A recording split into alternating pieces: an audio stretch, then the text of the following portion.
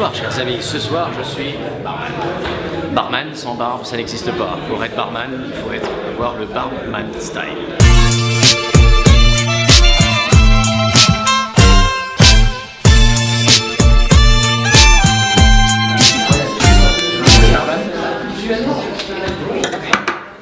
Barman, s'il vous plaît. Mais vous êtes qui vous pour me parler comme ça? Je suis le galeriste. Oh. Bon, d'accord, si vous êtes le galeriste, vous avez droit à un verre. Merci Mathias.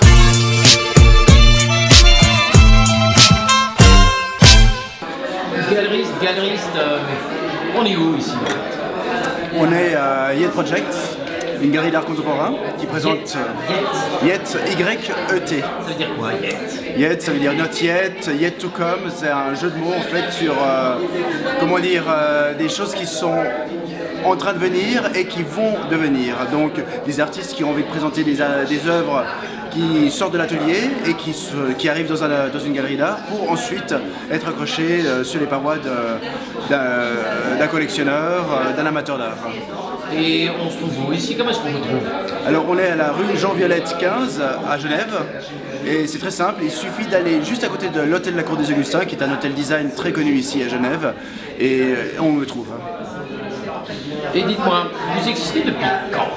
Ça fait très peu de temps. On est à la 3e exposition et on existe donc depuis novembre 2012.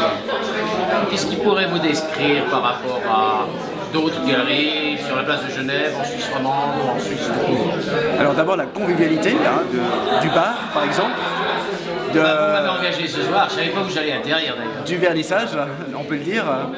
Et puis la fraîcheur, l'accueil, l'ouverture vers le public pour que le public puisse appréhender l'art très facilement. Mais vous êtes vous-même peintre ou artiste ou pas? Effectivement, je suis artiste, mon nom est Stéphane Ducret et j'expose régulièrement ici en Suisse, internationalement, comme à Buenos Aires où je viens d'avoir une exposition la semaine passée. Qu'est-ce que vous dessiniez quand vous aviez 4 ans et quand maman vous avait donné un malabar? Exactement ce que je dessine aujourd'hui, des gribouillis. D'accord. Quelle couleur? À l'époque, je ne me rappelle pas, mais aujourd'hui ils sont noirs. Donc pas des malabars? Non, mais j'aime le jaune aussi, et le rouge, l'orange, le brun, toutes les couleurs. D'accord. Et pourquoi il faudrait venir vous voir chez Yet Project, Cour des Augustins? Parce qu'on n'a que des excellents artistes. Et vous êtes ouvert de quand à quand? Du mercredi au samedi de 14 à 19h. D'accord. On peut prendre rendez-vous aussi pour un private viewing? Absolument, à d'autres moments. Et puis sur notre site web, vous avez toutes nos coordonnées, donc www.yetprojects.com. Excellent. Et ce soir, parlez-nous un tout petit peu de ce que vous nous proposez ce soir. Alors ce soir, je vous propose Laurence Cotting, une exposition qui tourne autour de la nourriture. Et nous avons ici un de mes amis, un de mes grands amis, qui ne veut pas être dans la caméra, c'est pas grave. Et Laurence Cotting qui est là. Laurence, viens que je te présente la caméra. Je te présente Mathias, qui est là et qui est au bar et qui a envie de mieux savoir qu'est-ce que tu présentes comme travail. Mais Mathias, peut-être qu'il faudrait servir à Laurence un petit verre pour qu'elle puisse suivre. Et je vous salue, je vous laisse avec Laurence. Excellent. Laurence.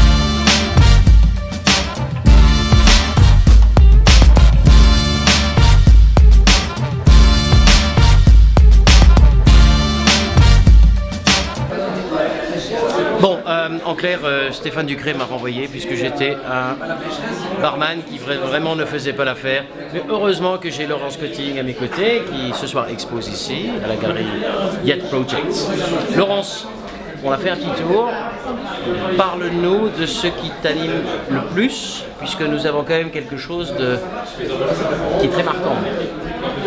Qui est très séduisant, qui moi personnellement me fait beaucoup penser à mon enfance. Dis-nous ce qui t'anime quand tu parles.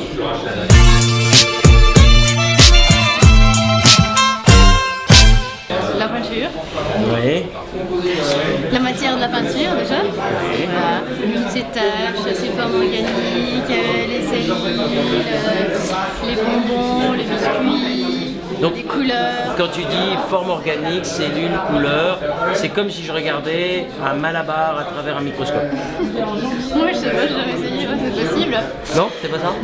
Ouais, évidemment, peut-être s'il est un peu contaminé par une petite bactérie, le carambar, c'est encore plus intéressant. Tu peins depuis quand? Depuis quand, je sais pas. T'es né en 75, tu vis à Fribourg, Ouais, c'est ça. t'as étudié dans quel coin? Sierre en Valais. À Sierre, en Valais. Montagne. D'accord, inspiration palisade, montagnard, très coloré, sympa.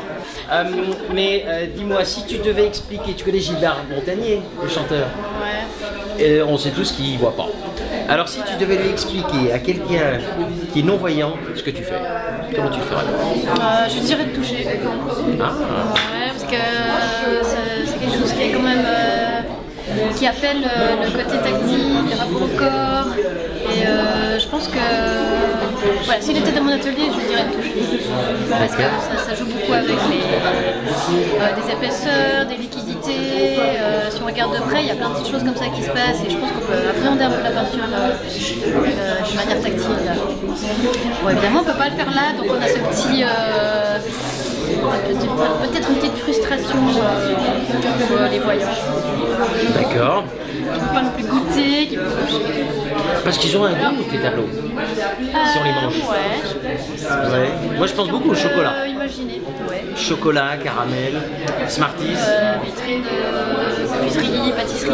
C'est là-devant que tu traînais Ouais, j'ai pas mal quand t'étais traîné, petit? là, ouais. Ouais. Et je travaille avec une poche à douille aussi. Ah, comme un pâtissier. D'accord. Et si tu peignais pas, quel autre art pratiquerais-tu?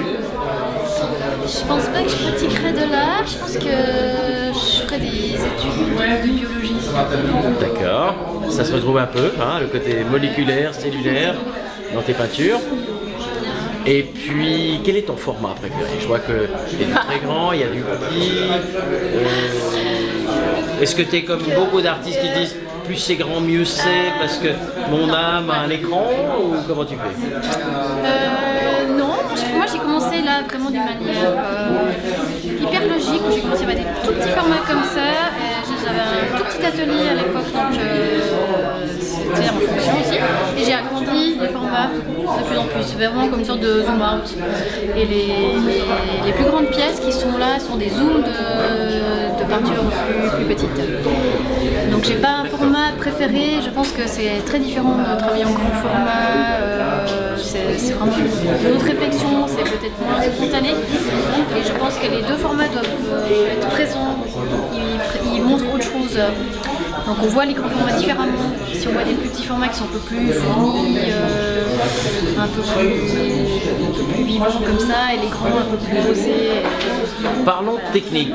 Tu dis que c'est des zoom out de petits. C'est-à-dire tu réalises sur des petits formats et tu travailles avec la photographie, Ouais. ou tu remoules, comment tu fais? Est-ce que tu agrandis, on voit des grandes toiles qui sont quand même impressionnantes. Comment est-ce que tu Ouais, non, c'est ça. pratiques ça? J'ai fait des photos de 2-3 pièces que j'avais déjà réalisées. J'ai des zooms sur des pièces que j'avais déjà réalisées et j'ai choisi les compositions les plus intéressantes. J'ai retravaillé par croquis et ensuite fait des essais de couleurs et ensuite D'accord. voilà, appliqué sur le zoom. Parce qu'il n'y avait pas du tout la technique pour les petits formats qui est beaucoup plus spontanée où je travaille, où je peux avoir une vision d'ensemble. Je travaille à plat, parce que je ne peux pas avoir sur le grand format. Ça peut changer, hein. Source d'inspiration d'autres artistes? Oui, évidemment, il y a beaucoup d'artistes que j'aime, comme par exemple Thierry Feuys qui est exposé dans cette galerie. Oui, il y en a beaucoup, mais je préfère parler peut-être de l'imagerie médicale, musique, chimie. C'est une plus grande source d'inspiration que les autres artistes, évidemment. D'accord. Il faut connaître aussi. Bon, donc retrouvez-nous sur www.overlaymag.ch, sur Twitter @overlaymagazine1 et sur Facebook facebook.com/overlaymagazine. À bientôt.